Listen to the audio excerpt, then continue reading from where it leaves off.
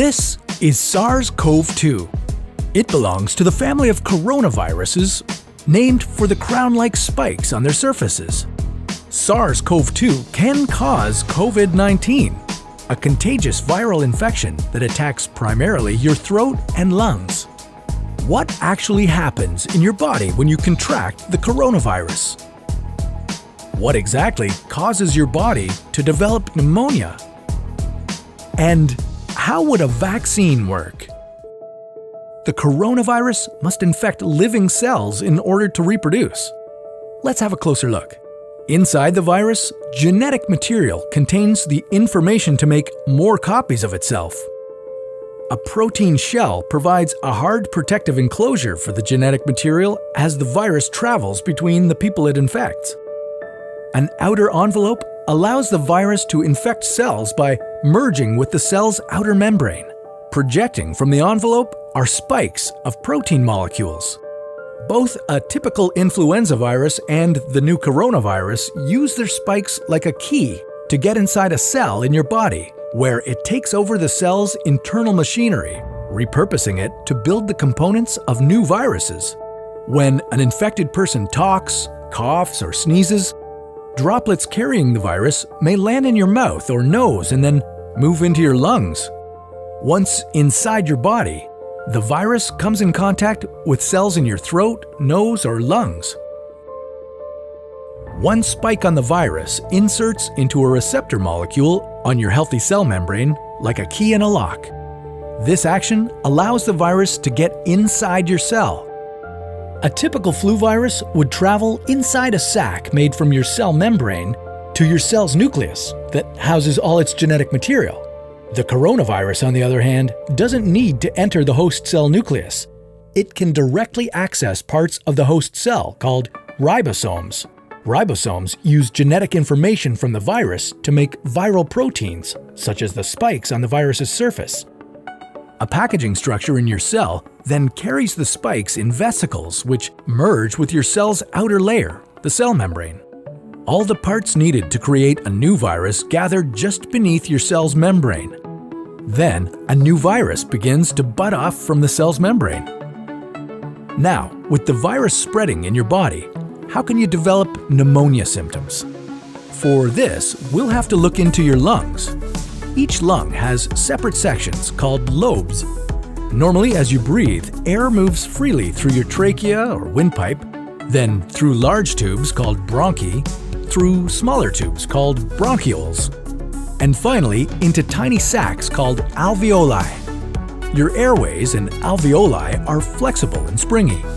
When you breathe in, each air sac inflates like a small balloon. And when you exhale, the sacs deflate.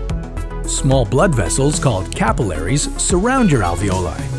Oxygen from the air you breathe passes into your capillaries, and then carbon dioxide from your body passes out of your capillaries into your alveoli so that your lungs can get rid of it when you exhale.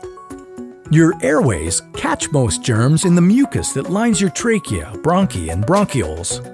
In a healthy body, hair-like cilia lining the tubes constantly push the mucus and germs out of your airways, where you might expel them by coughing. Normally, cells of your immune system attack viruses and germs that make it past your mucus and cilia and enter your alveoli. However, if your immune system is weakened, like in the case of a coronavirus infection, the virus can overwhelm your immune cells, and your bronchioles and alveoli become inflamed as your immune system attacks the multiplying viruses. The inflammation can cause your alveoli to fill with fluid, making it difficult for your body to get the oxygen it needs.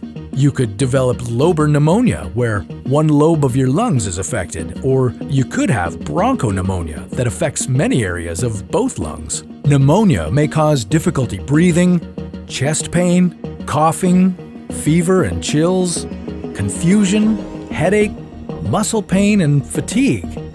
It can also lead to more serious complications.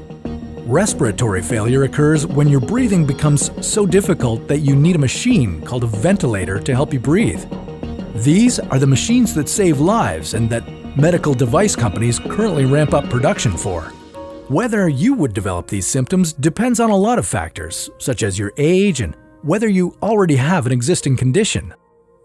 While this all sounds scary, the push to develop a coronavirus vaccine is moving at high speed. Studies of other coronaviruses led most researchers to assume that people who have recovered from a SARS-CoV-2 infection could be protected from reinfection for a period of time.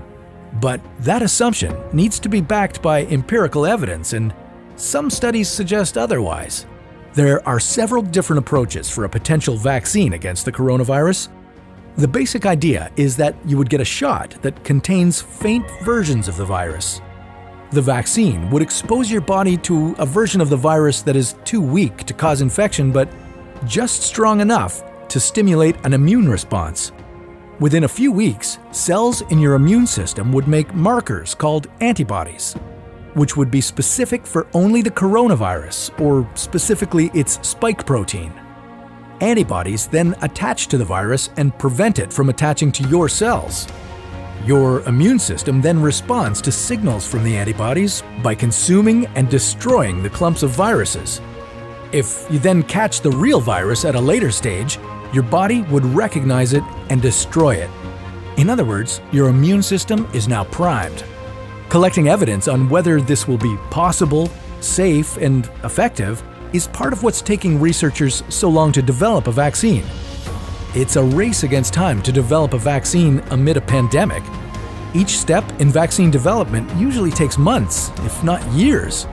An Ebola vaccine broke records by being ready in 5 years. The hope here is to develop one for the new coronavirus in a record-breaking 12 to 18 months. While all of this will take time, stay home if you can, to protect the most vulnerable. And don't forget to wash your hands for at least 20 seconds and as often as possible. This video was a collaboration between Nucleus Medical Media and the What If channel, where we usually dive into hypothetical scenarios about the human body, humanity, our planet, and the cosmos. Check out our channel by visiting the link in the description below.